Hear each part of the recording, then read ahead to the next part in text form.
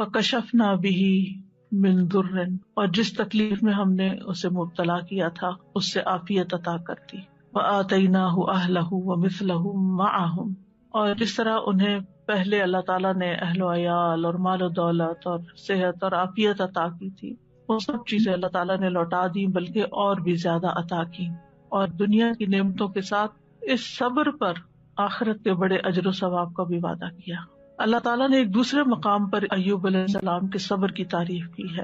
انا وجدناہ صابرا نعم العبد انہ اواب، بے شک ہم نے اسے صابر پایا. اللہ نے گواہی دے دی کہ وہ صبر کرنے والے تھے. ہم صبر بھی کرتے تو بعض اوقات ایسی تکلیف میں ہوتے ہیں کہ سوچتے ہیں پتہ نہیں یہ بھی صبر ہے یا نہیں، یعنی ہمارا صبر بھی صبر ہے یا نہیں، اس میں بھی ڈاؤٹ ہو جاتا ہے.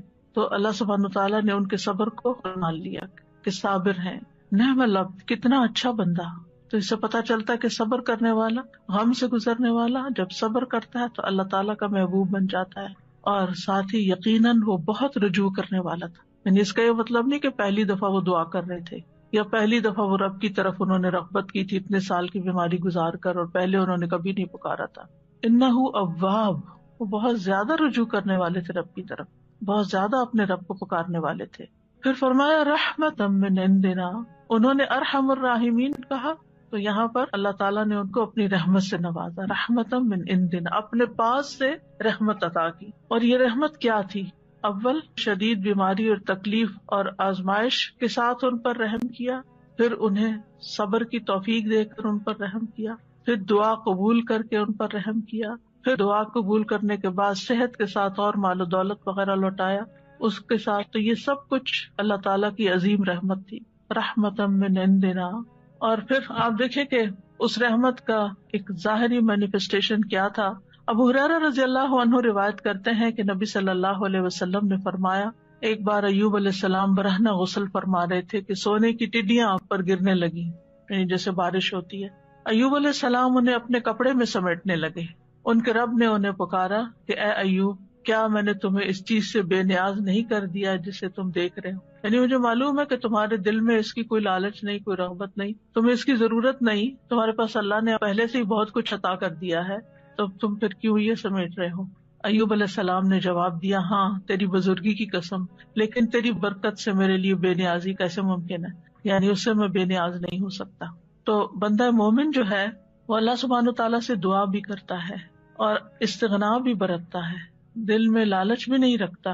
لیکن اگر اللہ تعالیٰ کی طرف سے بن مانگے اس تک کوئی نعمت پہنچتی ہے تو اس کو اللہ کی رحمت سمجھتا ہے، برکت سمجھتا ہے، اور اس سے تکبر کرتے ہوئے بے نیازی نہیں برتتا یا ایسا زہد اور ایسا تکشف ظاہر نہیں کرتا کہ لے جاؤ اس کو، اٹھا لو اس کو، مجھے نہیں چاہیے، مجھے کیا کرنا ہے، میرے پاس آلریڈی بہت کچھ ہے. ایسا رویہ اختیار نہیں کرتا. یہ بھی شکر گزاری کا ہی ایک انداز ہوتا ہے. اور ان کے دل میں یعنی ایک طرح سے یہ شکر گزاری تھی کہ یہ اللہ کی طرف سے آ رہا ہے، کیونکہ ظاہرہ کوئی انسان تو نظر نہیں آ رہا تھا جو ان پہ سونا برسا رہا ہو، اللہ سبحانہ تعالیٰ کی طرف سے ہی آ رہا تھا، اور ان کے وہم و گمان میں بھی نہیں تھا. اور جو چیز کسی لالچ اور کسی حرص کے بغیر انسان کے پاس آتی ہے تو اسے اللہ سبحانہ تعالیٰ کی ایک نعمت سمجھ کر شکر گزار ہونا چاہیے بندے کو. وَذِكْرَىٰ لِلْعَابِدِينَ، اور عبادت گزاروں کے لیے ایک نصیحت ہے اس واقعے میں. یعنی عموماً جو عبادت گزار لوگ ہوتے ہیں اگر ان کی دعا قبول نہ ہو تو بعض اوقات وہ مایوس ہونے لگتے ہیں، اتنی دعا کی پھر کچھ نہیں ہوا. یا پھر یہ کہ بعض اوقات عبادت کی وجہ سے شیطان دل میں ایک عجیب سا خیال ڈال دیتا ہے کہ تم تو بہت نیک ہو اور تمہارا دنیا سے کیا تعلق، اور انسان صرف دنیا کو کریٹیسائز ہی کرتا رہے اور دنیا کو برا بھلا ہی کہتا رہے. تو ایسا نہیں ہے، یعنی عبادت اور اللہ کی نعمت دونوں جمع بھی ہو سکتی ہیں، جیسے ایوب علیہ السلام پر جمع ہوئی تھی کہ وہ عبادت گزار تھے، اواب تھے، بہت زیادہ اپنے رب کو پکارتے تھے، اس کی طرف رجوع کرتے تھے. اور اواب جو ہوتا ہے صرف دعا نہیں کرتا بلکہ نماز اور دیگر نیک اعمال کے ساتھ اپنے رب کی طرف رجوع کرتا ہے.